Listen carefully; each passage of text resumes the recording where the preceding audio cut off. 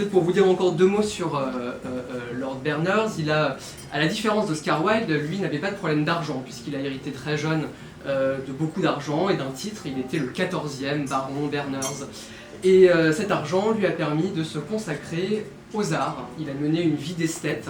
Et il s'est consacré en dilettante, comme il disait, mais pourtant avec beaucoup de talent, à la musique d'abord, puisqu'il a été un grand compositeur de musique, au point où Stravinsky a dit de lui que c'était le plus grand compositeur de l'Angleterre.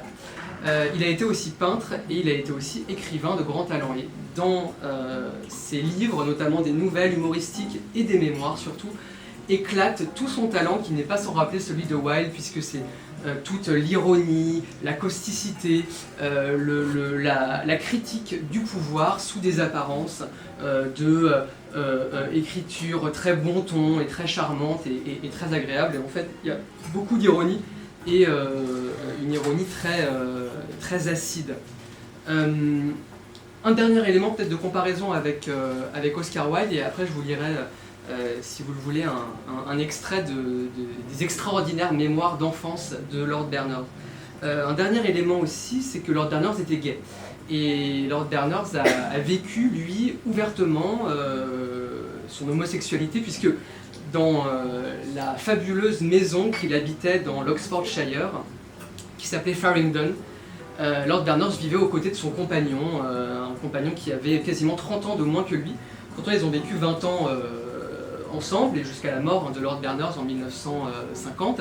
Et dans cette extraordinaire maison, Lord Berners recevait tout le monde, la toute Europe artistique de l'entre-deux-guerres, Elsa Schiaparelli, Dali, Cocteau, Stravinsky, donc on l'a dit, Diaghilev aussi, pour qui Lord Berners a composé des ballets russes. À la fin de sa vie, il a composé de la musique de film, notamment la musique un film qui s'appelle Champagne Charlie et de 1944, qui est absolument charmant sur le milieu du musical. Et donc Berners a vécu ouvertement avec un homme, et d'ailleurs, dès les années 30, époque de laquelle datent ces mémoires que je vais vous lire, il parle déjà très ouvertement du fait que lui, quand il était petit garçon, il préférait jouer à la poupée, plutôt que de monter à cheval comme on voulait qu'il le fasse, et aussi qu'il est tombé fou amoureux du capitaine de l'équipe des remplaçants de cricket de sa pension anglaise, très chic et très barbare. Et donc lui raconte tout ça très tranquillement, finalement, 30 ans et quelques après la mort de Wilde en ce lieu ce soir.